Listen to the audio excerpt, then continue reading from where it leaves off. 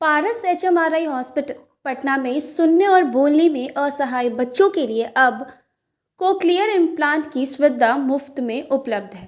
पारस HMRI hospital ने हंस foundation के साथ मिलकर यह मुहिम को शुरू किया है। आपको बता दें कि इसके तहत 4 साल से कम उम्र के वैसे बच्चे जो सुन नहीं सकते हैं या इसके कारण बोल नहीं पाते, उनका कोक्लियर इम्प्लांट निःशुल्क किया जा रहा है।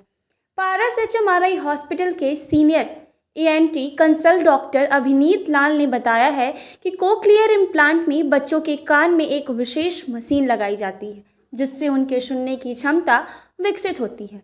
बता दें कि कोक्लियर इम्प्लांट से जुड़ी सर्जरी काफ़ी संवेदनशील होती है। इससे बहुत ही साफ सुथरे माहौल में और आधुनिक तकनीक के जरिए किया जाता है। इसके लिए पारस एचएमआरआई हॉस्पिटल बिल्कुल उपयुक्त जगह है।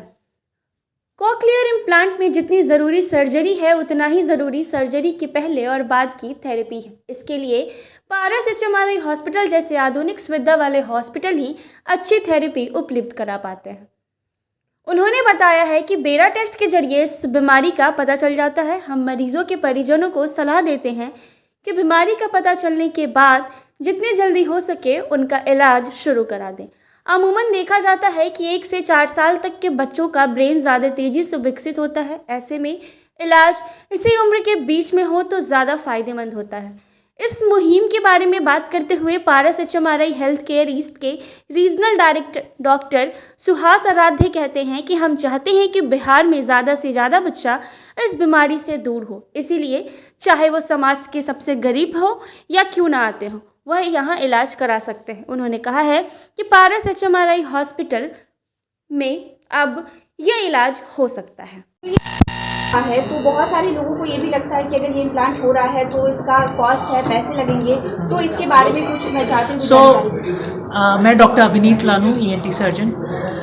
पारस हॉस्पिटल ने एक एमओयू साइन किया है द हंस फाउंडेशन के साथ और एमओयू साइन किया है एडिप स्कीम के साथ जो सेंट्रल गवर्नमेंट करती है। ये दोनों ऑर्गेनाइजेशन के साथ हम लोग ऐसे operation free of cost run कर रहे हैं। सारा कॉस्ट रीएम्बर्स होता है द हंस फाउंडेशन से और एडिप्स के थ्रू। तो इसमें किसी तरह की एक सीमा है जो मतलब जैसे 100 है, 50 है या फिर 200 है, ऐसे लोगों का टारगेट? हाँ, सो हम लोग एज मैनी बच्चों का हेल्प कर सकते हैं एज पॉसिबल। हम लोग को बस ऐसा लिमिटेशन नहीं बिकॉज क्योंकि हम लोग बिहार में एक मात्र हॉस्पिटल है जो हम लोग ऐसा प्राइवेट ऑर्गेनाइजेशन में हम लोग ऑपरेशन कर रहे हैं एडिप के साथ जो सेंट्रल गवर्नमेंट स्कीम है और द हंस फाउंडेशन के साथ हम लोग एकमात्र हॉस्पिटल हैं बिहार और झारखंड। तो अगर किसी को कराना है तो उसके लिए मैं चाहती हूँ कि आप जागरूकता के लिए कुछ बताएं कि वो कैसे आ सकता है यहाँ पे, उन्हें क्या क्या प्रोसेस। फर्स्ट ऑफ ऑल, अगर आपके बच्चों को लगे कि आपका बच्चा सुन नहीं रहा है और वो बोलना नहीं सीखा है, उसकी उम्र ज़्यादा हो रही है, तो उसको जल्द से जल्द उसको दिखाएं। एंड फिर हम लोग कुछ टेस्ट करते हैं जिसको कहते हैं बेरा टेस्ट, ओई टेस्ट, सीटी स्कैन, एमआरआई इलाजा, तो इस निष्कर्ष में आने के लिए कि इसको कॉक्लियर इम्प्लांट से फ़ायदा होगा। एक बार हम लोग निश्चय हो गया कि इसको कॉक्लियर इम्प्लांट से फ़ायदा होगा, तब हम लोग इसका प्रोसेस, फंडिंग का प्रोसेस शुरू करते हैं। तो फंडिंग हम लोग द हंस फाउंडेशन के साथ कर सकते हैं या एडिप स्कीम के साथ कर सकते हैं, डिपेंडिंग कि पेशेंट को किस तरह से चाहिए उसको। पारस की तरफ सपोर्ट कर रहे हैं, इसके बारे में बताइए। पारस के बेसिकली हमने जो यंत्रणा की है वो एक टेलीफोन कॉल हमारे कॉल सेंटर पे भी आ गया, तो इमीडिएटली सारी वर्किंग करके सारी चीज़ प्रोसेस करनी, सारा एनवायरनमेंट, सारी चीज़ हमारी तरफ से मौजूद होती है।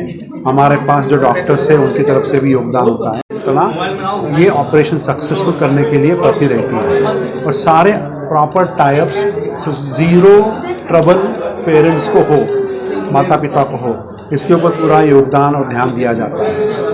तो पूरी यंत्रणा जहाँ कहाँ कमी पड़े पारस खड़ा रहेगा। ऐसे कभी कभी अप्रूवल नहीं आया तो हम खड़े रह जाएंगे। हमारी तरफ से एक सोशल रिस्पॉन्सिबिलिटी है और हम उसके लिए कटिबद्ध हैं। तो शुक्रिया डॉक्टर। तो आपको कैसे पता चला, कैसे लगा कि अब आपके बच्चे को सुनने में प्रॉब्लम हो रही है? और जैसे जब तक गोद में रखे तब तक पता नहीं चला। जैसे बच्चा गुड़कने लगा, टहलने लगा, पीछा से बुलाया, आवाज़ दिए, बाबू इधर सुनो, बाबू इधर सुनो, तो एक रोज मुझे लगा कि ये नहीं सुन रहा है, जैसे आवाज़ दे रहे हैं तो आगे भाग रहा है, पीछे मुड़कर देख नहीं रहा है। तो उस हिसाब से जो है मुझे लगा जो ये नहीं सुन रहा। इनके पापा को बोले जो बाबू सुन नहीं रहा, तो बोला कैसे बात कर रहे हैं, कैसे नहीं सुन रहा। हम बोले नहीं, कल के डॉट है तो चलो और इसको जांच करो। तो लेकर के आए दरभंगा मनोज कुमार सर है, कान गला विभाग का, एंटी विभाग का बहुत बड़ा बढ़िया मस्त है, तो शाही हॉस्पिटल है, वहाँ लेकर के आए। और सर को भी बोले तो इसका हिस्ट पुस्ट इतना तगड़ा देख करके सर को भी नहीं लगा कि जो ये नहीं सुन रहा है। फिर सर बेटा टेस्ट लिखा, बोले टेस्ट करा करके लो, डर है तो टेस्ट करा करके लाए। तो सर बोले दोनों कान से हेयरिंग लॉस है, तो हेयरिंग एड लिख दिया। तो हेयरिंग एड ले लिए हम, तब तक ये 1.5 साल का था। हेयरिंग एड लगाने सभी मम्मी पापा दादा मम्मा जो बुलाने के लिए इसको चाहते हैं तो बोल जाता है, बट कि खोल करके रख देते हैं तो फिर कुछ भी कहिए तो नहीं। अब ये इम्प्लांट हो गया सर के तरफ से तो एकदम पूरा मस्त हो गया है। कैसे यहाँ ऑपरेशन के लिए सजेशन दिया, कैसे आप यहाँ पहुँचे? हम वहाँ जो अलियावर से नोएडा से सेक्टर 44 से वहाँ अलियावर हॉस्पिटल है विकलांग विभाग का, वहाँ से हम जो है मशीन ऑनलाइन किए। और पारस मुझे पता था पटना में पारस हॉस्पिटल बहुत बढ़िया है, बहुत अच्छा है। तो हम वहाँ सर बोले, जो लोग पूछे जो यहाँ दिल्ली में कहीं हॉस्पिटल चूज कीजिए, हम बोले नहीं मैं बिहार का हूँ, बिहार में ही कराऊंगी। वहाँ पारस हॉस्पिटल पटना में है, बहुत मस्त है, हम वहीं कराएंगे। बस मेरा नाम नीकू देवी, सुपौल जिला बैसी राघोपुर प्रखंड बैसी पंचायत मेरा पड़ता है।